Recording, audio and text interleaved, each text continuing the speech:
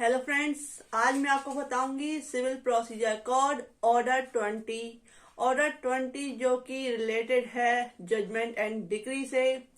और ऑर्डर 20 में 20 रूल्स है। 1 to 20 रूल्स को मैं अपनी प्रीवियस वीडियो में इसका लिंक मैं आपको डिस्क्रिप्शन में दे दूंगी। उसमें रूल 1 to 5 तक मैं आपको समझा चुकी हूँ। नेक्स्ट है 5A। आज 5A से स्टार्ट करते हैं। तो फ्रेंड्स, 5A क्या कहता है? ऑर्डर 20 का रूल 5A कहता है कि जिन मामलों में पक्षकारों का प्रतिनिधित्व प्लीडरों द्वारा नहीं किया जा रहा है, उस केस में जो कोर्ट है वो पक्षकारों को इत्तला देगी, सूचना देगी कि वह किस कोर्ट में अपील कर सकते हैं। फ्रेंड्स, मीन्स फॉर एग्जाम्पल जो केस है वह एडवोकेट्स के द्वारा लड़ा जाता है, लेकिन जिन केसों में जो पार्टी होती है, जो पक्षकार होता है, वह स्वयं उस केस को लड़ रहा होता है, तो उस केस में कोर्ट को का ये ड्यूटी है या कर्तव्य है कि वह उस पार्टी को बताए जो कि बिना एडवोकेट के केस लड़ रहा है कि इसकी जो अपील है, इस केस की अपील कब की जाएगी, कहाँ की जाएगी। ये बताता है ऑर्डर 20 का रूल 5A।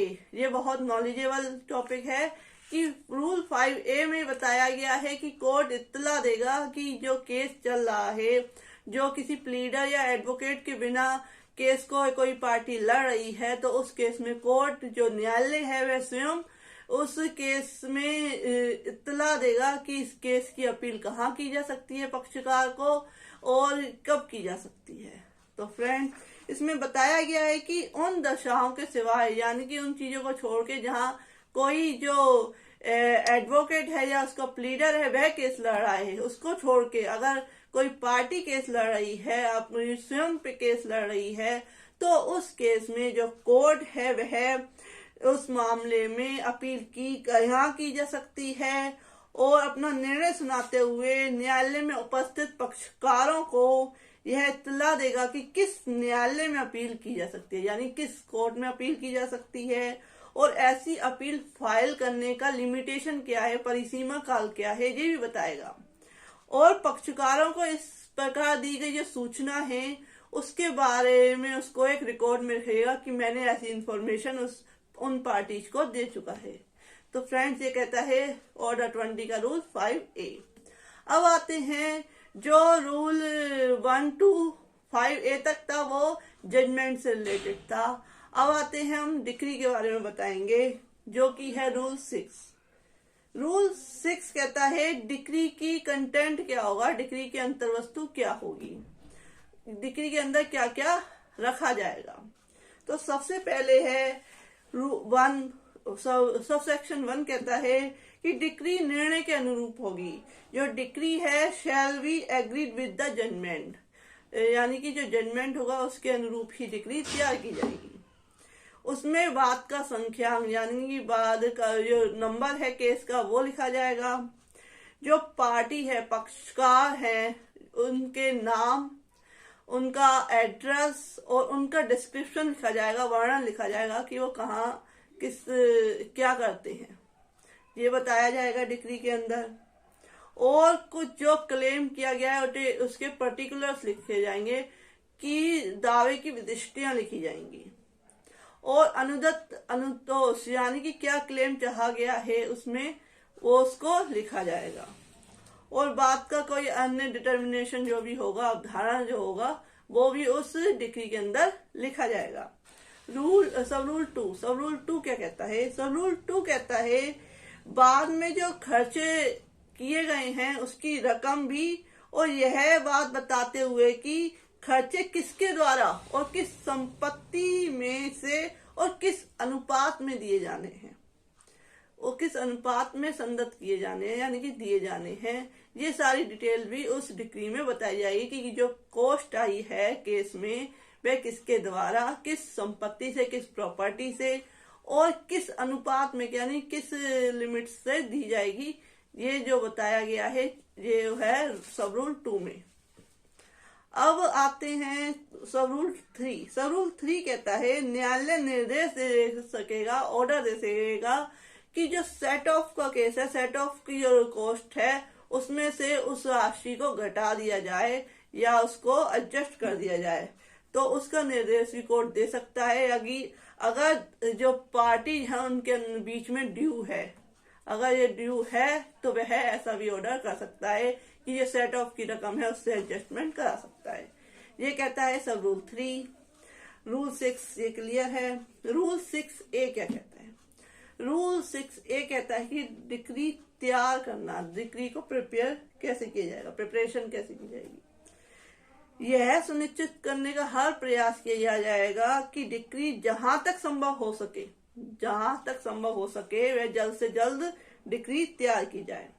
लेकिन किन्हीं सर्कमस्टांसेस में, कुछ दशाओं में डिक्री तो नहीं तैयार की जा सकती, तो 15 दिन के अंदर डिक्री तैयार की जानी आवश्यक है। ये बताया गया है रूल 6A ऑर्डर 20 के। अब आते हैं सब रूल 2। सब रूल 2 कहता है कि डिक्री की जो कॉपी है फाइल के बिना भी जो डिक्री है उसके अपील की जा सकती है, ठीक है। और किसी ऐसी दशा में न्यायालय द्वारा पक्षकार को उपलब्ध कराई गई जो डिक्री की कॉपी है उसको ऑर्डर 41 रूल 1, ऑर्डर 41 जो कि डिक्री की, ओरिजिनल डिक्री की अपीलों से रिलेटेड है, उसके रूल 1 में जो उसकी कॉपी है वह डिक्री मानी जाएगी इस प्रयोजन के लिए। किंतु जैसे ही कोई डिक्री तैयार हो जाती है, कोई डिक्री प्रिपेयर हो गई, उसके बाद जो जजमेंट है उसको डिक्री नहीं माना जाएगा।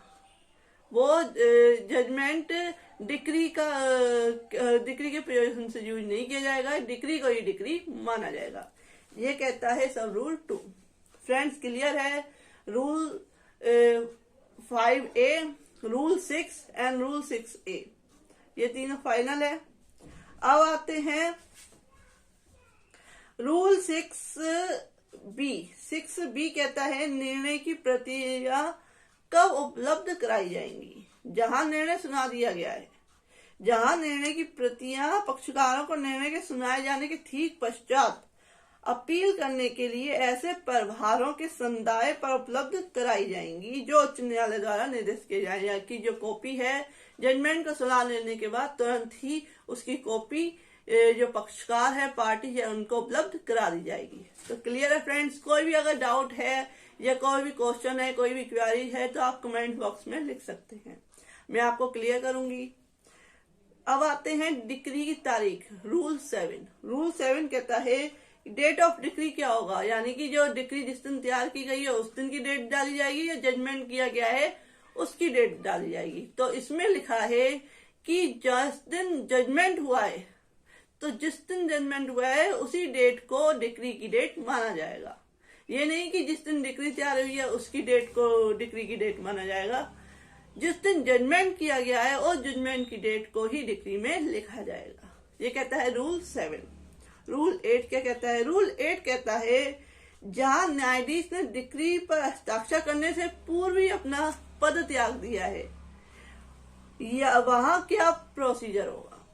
तो रूल 8 के अनुसार जहां न्यायाधीश ने निर्णय सुनाने के पश्चात किंतु डिक्री पर हस्ताक्षर किए बिना अपना पद रिक्त कर दिया यानी छोड़ दिया है, तो उस केस में उस निर्णय के अनुसार तैयार की गई डिक्री पे जो अदर कोर्ट आएगी, यानी कि जो न्यायाधीश आएगा नया वाला, वो उस पर हस्ताक्षर कर सकता है।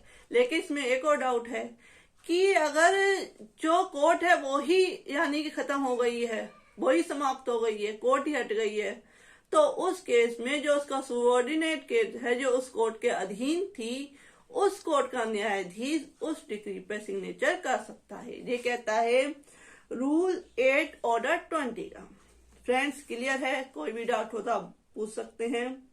अब आते हैं decree for recovery of immovable property. स्थावर संपत्ति के पुनरुद्धार के लिए डिक्री पे क्या किया जाएगा।